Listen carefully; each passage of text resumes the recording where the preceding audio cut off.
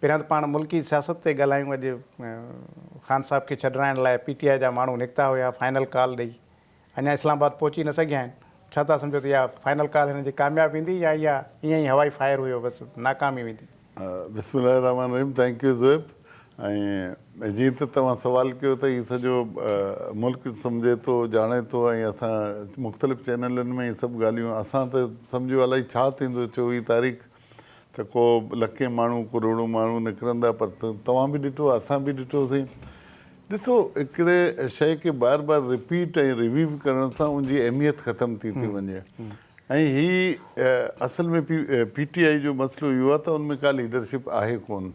हींअर ॿार जेके बि मौजूदु लीडरशिप आहे उन क़ैदी नंबर 804 खां अलावा जेकी बि लीडरशिप ॿार मौजूदु आहे उहे हिकिड़े पेज ते कोन्हनि। हाणे सडनली जॾहिं बुशरा बीबी उन्हनि जी वाइफ आहे उहो निकिती, वरी उनजी भेण, उन्हनि जा स्टेटमेंट तव्हां ॾिसो सभिनी जा डिफरेंट आहिनि। अवाम खे कढण जे लाइ, अवाम खे मोबिलाइज़ करण जे लाइ हिकिड़ो लीडरशिप हुअण जी तमामु ज़रूरत आहे ऐं ज़रूरी आहे। असां पॉलिटिकल वर्कर आहियूं, असां सम्झूं था इन ॻाल्हि खे। त इन हवाले सां आउं नथो सम्झां त हिननि जी का काल न अॻे कामयाबु थी आहे न हाणे कामयाबु थींदो। हीउ हिकिड़ो इंगेज कनि पिया या लेग्रांट कनि पिया या टाइम बार कनि पिया, आई डोंट नो। पर इन जी का हक़ीक़त आउं नथो सम्झां त हीउ को अहिड़ो डेमोन्स्ट्रेशन या अहिड़ी का शइ करे सघनि था जंहिंमें को गवर्नमेंट खे प्रेशर हुजे या कंहिं इदारनि खे प्रेशर हुजे, छो त अवाम उन्हनि सां हक़ीक़त में हाणे बेज़ार थी चुको आहे ऐं उन सां गॾु कोन्हे। जरा साहिबु, इहो बि आहे त माना जेकॾहिं को हिकिड़ो वॾो एजेंडा हिकिड़ी हूंदी आहे त भई हाणे हीउ मंशूर या हीउ एजेंडा खणी, हीउ 10 मुतालबा खणी असां इस्लामाबाद अचूं था। मुतालबो हिकिड़ो आहे त ख़ान साहब खे जेल मां कढणो आहे। हाणे जेल त कंहिं मेड़ सां या माण्हुनि जे झेड़े सां एहतजाज सां त कोन थो निकिरी सघे न, उहो त कोर्टूं आहिनि, अदालतुनि मां रिलीफ हिननि खे वठिणो पवंदो। त हीउ मतिलबु कहिड़े क़िस्म जो आहे? हिननि जो जॾहिं 2018 में कामयाबु थिया, गवर्नमेंट में आया, ठीकु आहे, वज़ीर आज़म रहियो अमरा, पर तव्हां हुन वक़्तु बि असां हिकिड़ो आम वर्कर बि महसूसु कंदो, आम हिकिड़ो पाकिस्तानी महसूसु कंदो त इन्हनि जो को एजेंडा, इन्हनि जी का मंशूर आहे कोन। हीअ कॾहिं कुकुड़ ते ॻाल्हाईंदा हुआ त कॾहिं अलाही छा ते ॻाल्हाईंदा हुआ। इन्हनि वटि न को इकानमी जे हवाले सां को विज़न हो, को प्रोग्राम हो, न मुल्क में अमान जे हवाले सां का प्रोग्राम हो, न मुल्क की मईशत के या मुल्क में एजुकेशन ऐं हेल्थ जे हवाले सां हेल्थ कार्ड हिकिड़ो इशू कयो, उन बि चाल थी आहे, हाणे उहो बंदि थी चुको आहे। हुनमें माण्हू हू पार्टी ॾिस हिकिड़ो नेचुरल हूंदो आहे पॉलिटिक्स, या हू चवंदा आहिनि न कि लीडर पैदा थींदा आहिनि, लीडर बणजंदा कोन।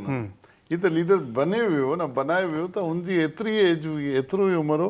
हाणे ख़ैर सां आउं सम्झां थो बसि हीअ जेल मां निकिरे, ख़ैर भले निकिरे। असां चऊं त असां पॉलिटिकल माण्हू आहियूं, असां सियासत में कॾहिं हुन ते दुश्मनी ते या सियासी रिवेंज ते असां नथा हलूं।